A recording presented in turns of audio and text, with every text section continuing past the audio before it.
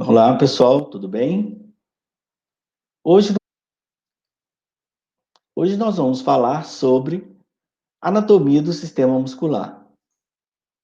Os músculos, eles são caracterizados pela capacidade de realizar movimentos por meio da contração e relaxamento.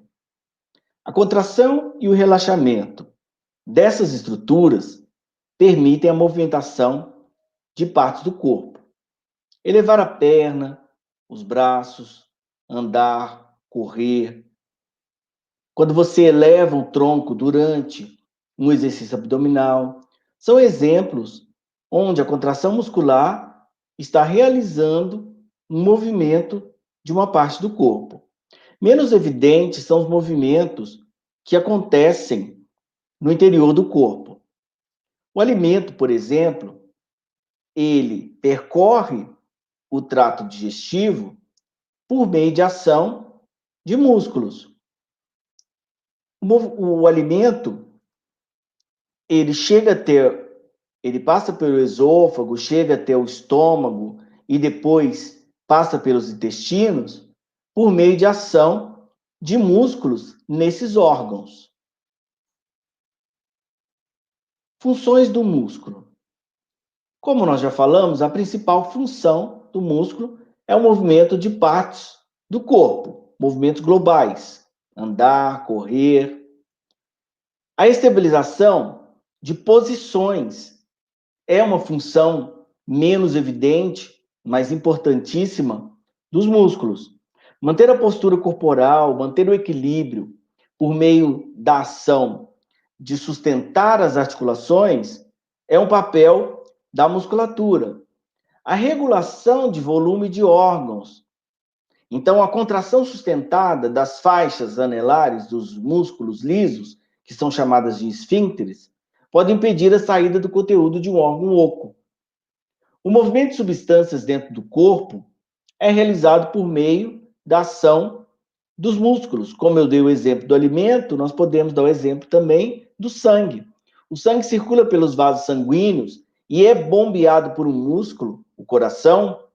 Então, o movimento do sangue é realizado por meio de ação muscular. Outro exemplo é a produção de calor. Durante a contração muscular, ocorre transformação de energia química em energia de movimento. Essa transformação de energia gera calor. E a maior parte desse calor liberado vai ser usado na manutenção da temperatura corporal. Existem três tipos de músculos: os músculos lisos, o músculo estriado cardíaco e o músculo estriado esquelético. O músculo liso é o que reveste e forma as paredes dos órgãos ocos: traqueia, estômago, trato intestinal, bexiga, útero, vasos sanguíneos. As células, elas são uninucleadas, elas possuem então um único núcleo. E as extremidades são afiladas. Depois eu vou mostrar algumas fotos. O tamanho é muito variado e vai depender da origem e do órgão. As menores células são encontradas nas arteríolas e as maiores células são encontradas no útero grávido. A ação desse músculo, ela é involuntária, ou seja, ela não depende da vontade do organismo. É uma ação involuntária coordenada pelo sistema nervoso central. As fibras são menores e mais delicadas do que as fibras do músculo esquelético. Aqui, então, alguns exemplos. Aqui é um esquema mostrando como que seria a fibra do músculo liso.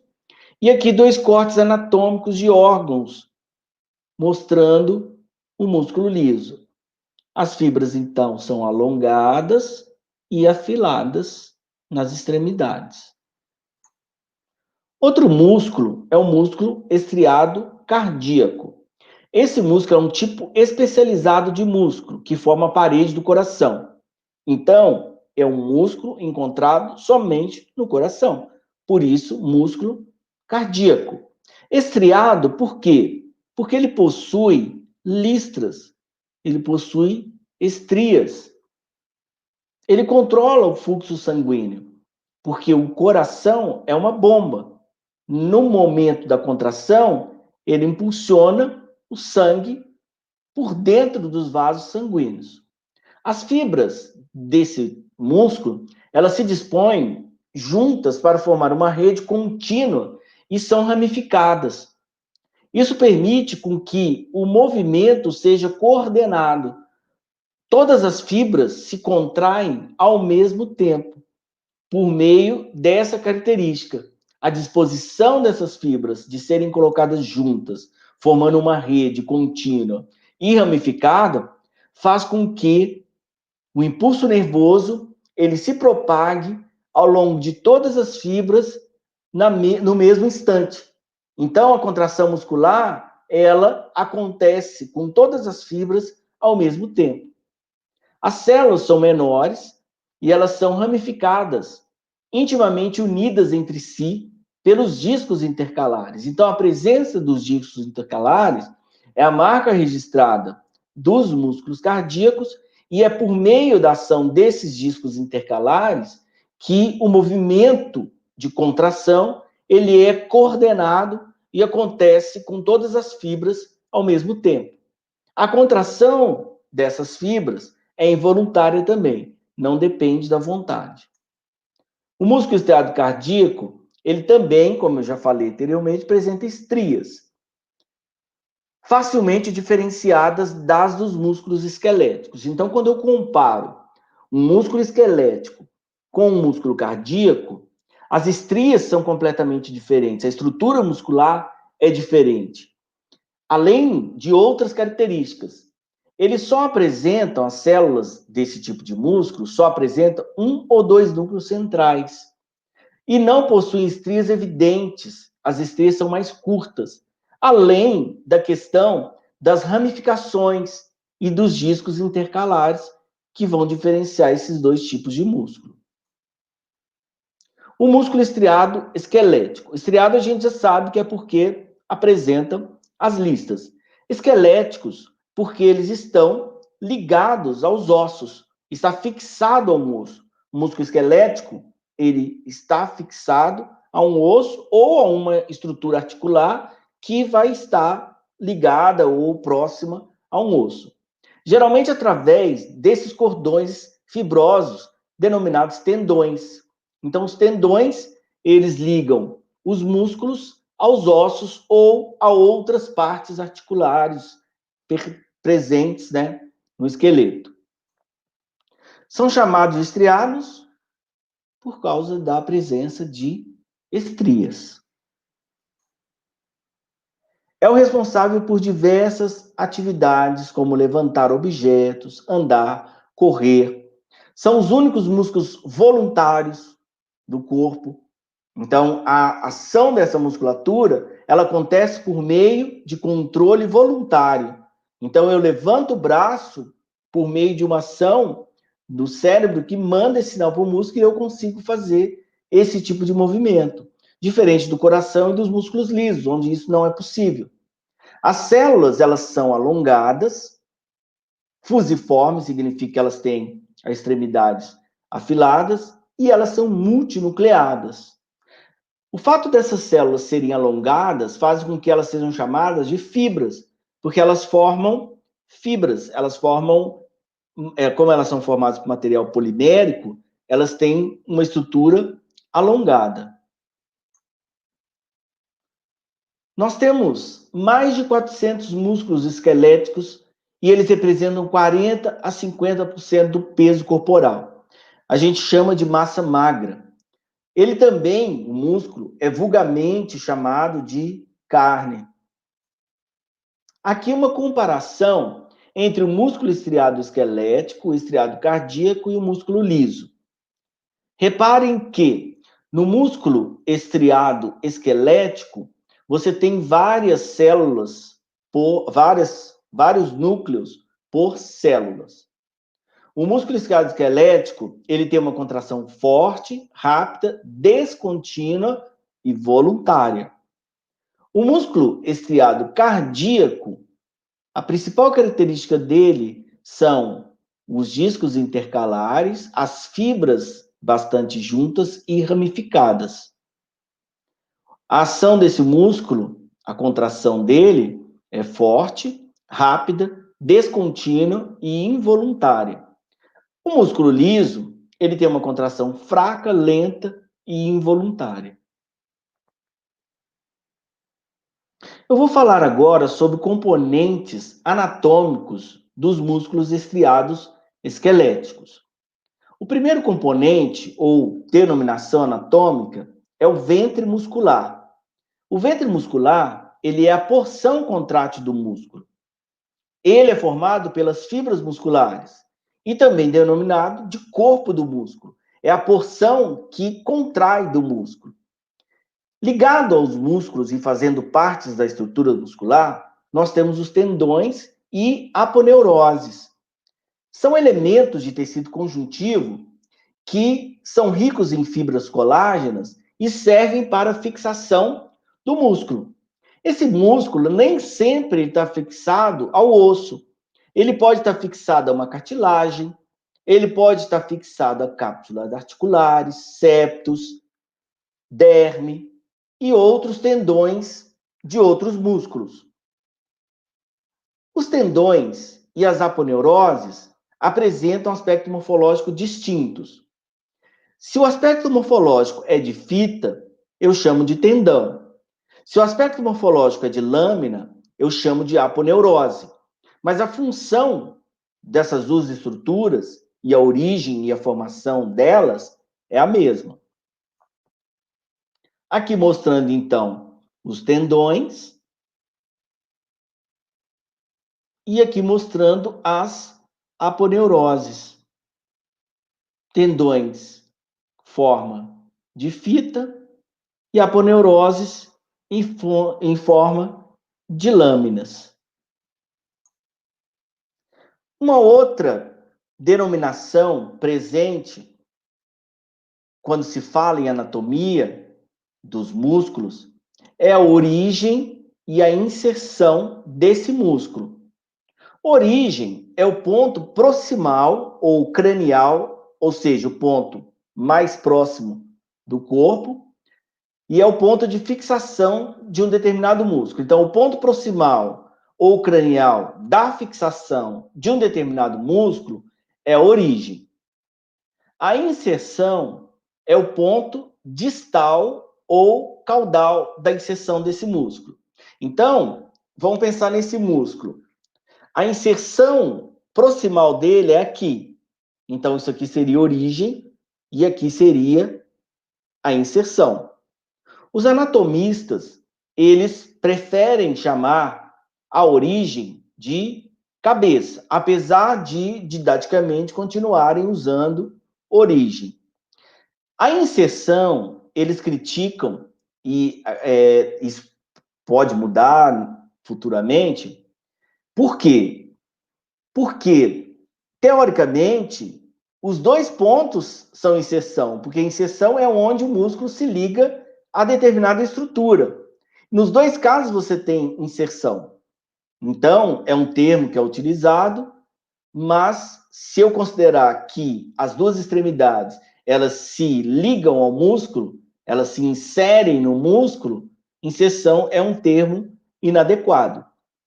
Outra questão, a gente vê muito na internet, é falar do ponto fixo e ponto móvel, que a origem é o ponto fixo e a inserção o ponto móvel. Há controvérsia em relação a usar esses termos, porque dependendo do movimento, você pode ter um músculo onde o que é a origem pode ser ponto móvel e a inserção pode ser ponto fixo. Vai depender do movimento.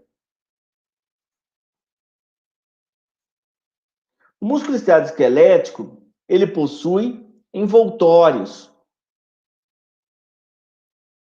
Começando aqui no interior, indo em direção ao exterior, eu tenho, mais internamente, mais simples de tudo, as miofibrilas. Essas miofibrilas, elas estão dentro da célula muscular. As miofibrilas são constituídas por proteínas. A célula muscular secreta essa proteína, que são filamentosas, por isso a célula tem um aspecto de fibra. Essas miofibrilas, dentro da célula, então a fibra muscular, ela é a célula muscular.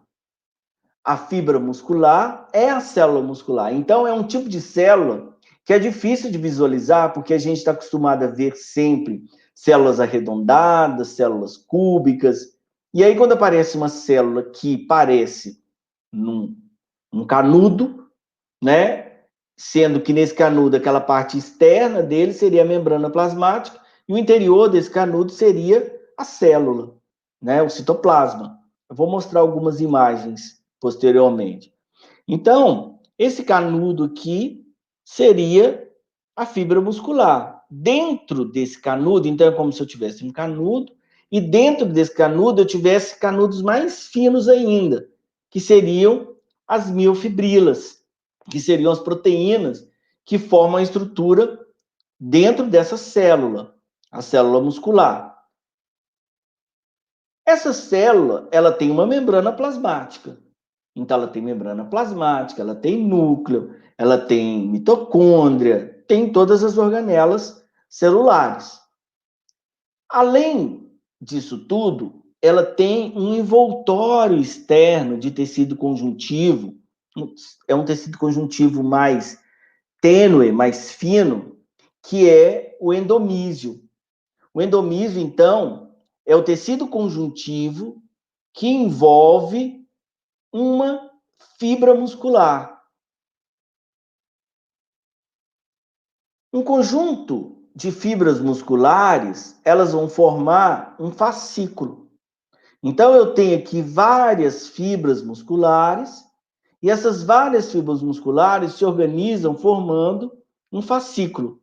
Esse fascículo, ele é também envolvido por tecido conjuntivo. Esse tecido conjuntivo que envolve o fascículo é o perimísio. Um conjunto de fascículos são envolvidos também por tecido conjuntivo. Esse conjunto de fascículos envolvidos por tecido conjuntivo é o epimísio. Além desses envoltórios, você tem cobrindo toda a estrutura muscular a chamada fáscia muscular. É um tecido conjuntivo fibroso, mais espesso do que essas camadas, epimísio, perimísio e endomísio, mas também é tecido conjuntivo. O epimísio, o perimísio e o endomísio, eles vão além da fibra muscular, e como ele é tecido conjuntivo, são eles que formam os tendões. São eles que formam os tendões. Porque eles vão crescer, eles vão ultrapassar o tamanho da fibra muscular.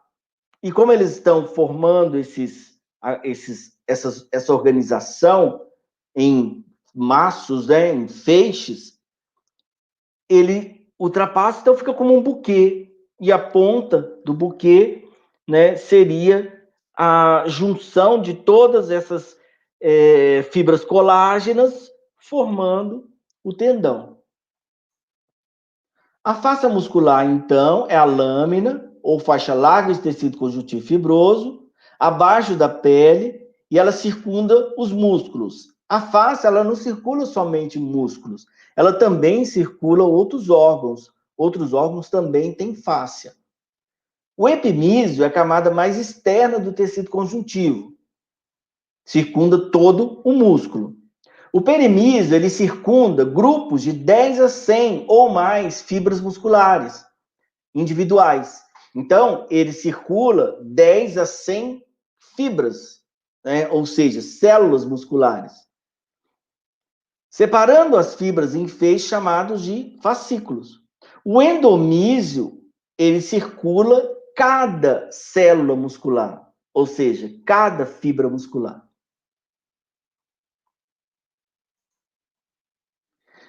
Como essa aula não é de histologia nem de citologia, mas eu preciso falar ou esclarecer ou relembrar alguns pontos, eu não vou entrar em detalhes, mas eu vou precisar mostrar a organização dessa célula muscular, ou seja, da fibra muscular. A fibra muscular ela é constituída por muitas miofibrilas. As miofibrilas são filamentos de proteínas, dois tipos de proteínas.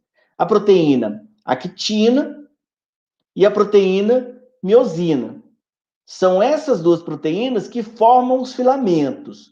A gente vai ver que na contração entram outras duas proteínas, mas depois eu falo delas. Os filamentos de actina e miosina, eles se dispõem de forma simétrica e paralela. Então, ao longo de toda a fibra muscular, ou seja, ao longo de toda a célula, eu tenho essas miofibrilas organizadas de uma forma simétrica e paralela. Essa organização formam unidades de contração. Essas unidades de contração são chamadas de sarcômero. Elas são as unidades básicas da contração. Aqui está mostrando, ó, um sarcômero vai de um determinado ponto até outro ponto. Eu vou esclarecer aqui. Então, vejam, aqui eu tenho uma fibra muscular, que é uma célula muscular. Dentro dessa célula muscular, eu tenho as fibrilas. Essas fibrilas são constituídas por proteínas, actina e miosina. As outras duas proteínas que eu falei, que também participam da contração muscular, são a protrombina e a tropomiosina. Elas também vão fazer parte, mas eu vou falar delas lá na frente. Essa estrutura organizada é o sarcômero. O sarcômero, então, ele é delimitado por faixas. E essas faixas, elas são formadas pela organização das miofibrilas, organização das proteínas. Então, eu tenho regiões que têm somente filamentos finos, tem outros que eu só tenho somente filamentos grossos, e isso faz aparecer as faixas. É por causa disso que aparecem as estrias. E o sarcômero, então, é essa unidade que contrai. Através da contração dessas unidades, toda a fibra muscular é capaz de se contrair. Terminada a parte de anatomia macro e microscópica, vamos falar da mecânica muscular. A contração do ventre muscular, porque o ventre muscular é a parte do músculo que efetivamente contrai, vai produzir um trabalho mecânico. Esse trabalho mecânico é a movimentação de um osso, normalmente. Então, provoca o deslocamento de uma parte do corpo. No movimento de extensão e flexão do bíceps, por exemplo, o encurtamento, ou seja, a contração do músculo, permite que o antebraço se dobre, trazendo a mão para a região mais próxima do corpo. Então, tá aqui, ó, repouso, e aqui ocorre a contração, isso então puxa o músculo para próximo, puxa o músculo não, puxa a mão para próximo do corpo, e na extensão você afasta. É um sistema de alavancas. Como eu estou dando aula ao pessoal de física, além do pessoal da química, né? Mas vai chamar mais atenção para o pessoal da física, os músculos e os ossos, eles funcionam como um sistema de alavancas. A física, dependendo da posição ocupada, você pode ter resistência, ponto de apoio ou fulcro, que é chamado de F. Infelizmente, na área de anatomia, fisiologia, eles usam o F para falar de fulcro. Na física, eu acho que é A para falar de ponto de apoio, mas é a mesma coisa. E a potência ou força, que é chamado de P. E, dependendo da posição desses três elementos, nós temos três classes de alavancas. A classe 1, ou interfixa, o eixo de rotação, ou seja, o ponto onde se aplica o ponto de apoio, fica posicionado entre a força, ou seja, a potência, e a resistência. Então, o ponto de apoio, ele está localizado entre a resistência e o ponto de força. Exemplos desse tipo de alavanca. A gangorra é um exemplo desse tipo de alavanca. No caso do corpo humano, nós temos os músculos posturais, que mantêm a postura, e mais característico é a articulação atlanto-occipital, que a Bianca perguntou na aula passada se não tinham outras articulações além da atlanto-axial que estavam presentes no pescoço, e eu mandei para ela e mandei no grupo, dizendo que existem as outras articulações, várias outras, e uma delas é a atlanto-occipital. Importantíssima, então, também nessa situação aqui. Porque é essa articulação que vai funcionar como ponto de apoio. Ela vai ser o eixo de rotação, que vai ficar posicionado aqui. A resistência vai ser a tendência do crânio de ir para frente. E a força vai ser o músculo do pescoço que tende a puxar a cabeça ou elevar a cabeça, mantendo ela na posição ereta. Por isso que quando você cochila, os músculos se relaxam e a cabeça vai para frente. Outro exemplo de alavanca é a alavanca de classe 2, que é chamada de interresistente. A força de resistência, ela está localizada entre o apoio e o ponto de aplicação da força. Então, eu tenho a aplicação da força aqui, aqui está o ponto de apoio e a resistência está aqui. Então, a resistência, ela está entre o ponto de aplicação da força e o ponto de apoio. É o melhor tipo de alavanca. Com esse tipo de alavanca, você tem um ganho, você consegue levantar grandes pesos. O exemplo no corpo humano é quando você consegue elevar todo o corpo utilizando a ponta dos pés. Então, a ponta do pé é o ponto de apoio, a resistência vai estar aqui, e a força é a contração da musculatura para elevar todo o corpo. E aí você tem esse tipo de movimento. Quem faz academia e tem as pernas finas, tenta fazer muito desse movimento para aumentar a panturrilha. A classe 3, ou interpotente, é onde a potência ela está entre a força e a resistência. Então, a potência, ou seja, o ponto de aplicação da força, ele está entre o ponto de apoio e a resistência. Falei força, né? Não. A potência está entre o fulcro, que é o ponto de apoio, e a resistência. Então, eu tenho ponto de apoio aqui. Aliás, eu tenho ponto de aplicação da força aqui. O ponto de apoio vai estar aqui e a resistência vai estar aqui. Esse tipo de alavanca é o pior, é onde você tem uma perda, né, de eficiência mecânica. Mas são os mais comuns no corpo humano. O braço de peso ele é sempre maior que o braço de força, então traz uma desvantagem mecânica. A contração do bíceps braquial é um exemplo. Agora, ela é projetada para proporcionar velocidade do segmento distal. Então, mesmo ela não tendo uma eficiência mecânica, ela tem uma vantagem na questão do movimento ser mais rápido. O segmento distal, e isso promove um peso pequeno a longa distância. Então, eu consigo, ela foi projetada, na verdade, para mover um peso pequeno a longa distância. Então, eu consigo mover, isso aqui é considerado longa distância, né? Esse movimento, né? O movimento tem uma boa amplitude, se eu levar ele até a coxa e subir, tem uma boa amplitude. Mas movimentos pequenos, porque se eu começo a trabalhar com movimentos muito pesados, aí onde eu estou fazendo a musculação e eu não consigo fazer o movimento quando o músculo já está, o músculo já entrou em fadiga. Por hoje é só. Um abraço e até a próxima.